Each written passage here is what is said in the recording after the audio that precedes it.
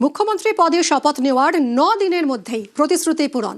রাজ্য সরকারি কর্মীদের জন্য সপ্তম বেতন কমিশনে ছাড়পত্র দিল মুখ্যমন্ত্রী শুভেন্দু অধিকারীর মন্ত্রিসভা। রাজ্য সরকারি কর্মচারী এবং বিধিবদ্ধ সংস্থা, বোর্ড, নিগম, স্থানীয় সংস্থা, শিক্ষা প্রতিষ্ঠান ইত্যাদি কর্মচারীদের বেতন কাঠামো সংশোধনের লক্ষ্যে সপ্তমতম রাজ্য বেতন কমিশনের গঠন।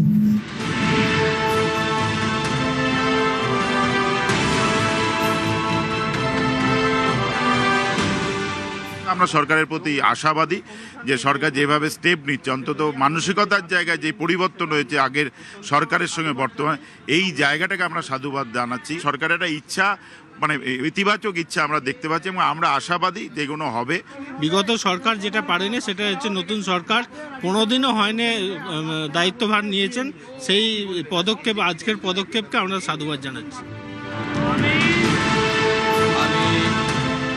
বাংলায় প্রথম বিজেপি সরকার, মুখ্যমন্ত্রীর কুর্সিতে বসার পর থেকেই শুভেন্দু অধিকারীর পাখির চোখ নির্বাচনী প্রতিশ্রুতি পূরণ।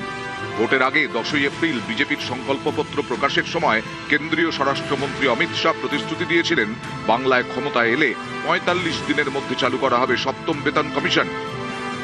सरकारी कर्मचारियों व पेंशन भोगियों के लिए डीए सुनिश्चित किया जाएगा और 45 दिन के अंदर ही 7वें वेतन आयोग को लागू कर सभी कर्मचारियों का सम्मान करने का काम नई बनने वाली भारतीय जनता पार्टी की सरकार करेगी। 4 মে ভোটের ফল ঘোষণা হয়েছে। 9 মে মুখ্যমন্ত্রী পদে শপথ নিয়েছেন শুভেন্দু অধিকারী। শপথের 9 দিনের মাথায় প্রতিশ্রুতি পূরণ।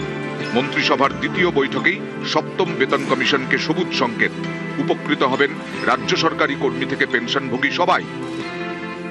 রাজ্য সরকারি কর্মচারী এবং বিধিবদ্ধ সংস্থা, বোর্ড, নিগম, স্থানীয় সংস্থা, শিক্ষা প্রতিষ্ঠান ইত্যাদি কর্মচারীদের বেতন কাঠামো সংশোধনের লক্ষ্যে সপ্তমতম রাজ্য বেতন কমিশনের গঠন।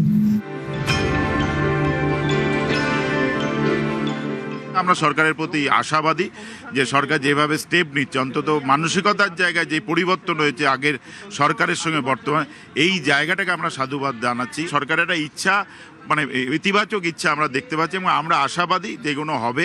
বিগত সরকার যেটা পারেনি সেটা হচ্ছে নতুন সরকার কোনোদিনও হয়নি দায়িত্বভার নিয়েছেন, সেই পদক্ষেপ, আজকের পদক্ষেপকে আমরা সাধুবাদ জানাচ্ছি। এটাকে স্বাগত জানাচ্ছি যে সপ্তম বেতন কমিশন ঘোষিত হয়েছে।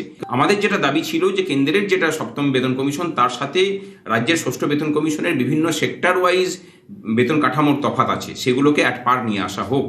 যে সরকার ইমিডিয়েটলি আমাদের সাথে বৈঠকে বসুক, তাদের যে মনোভাব, তাদের যে মতামত, সেগুলোকে ব্যক্ত করুক, আলোচনার মধ্যে দিয়েই রাস্তা খুলবে। বেতন কাঠামো থেকে বকেয়া দিয়ে নানা কারণে আগের তৃণমূল সরকারের ওপর প্রবল ক্ষোভ তৈরি হয়েছিল রাজ্য সরকারি কর্মীদের।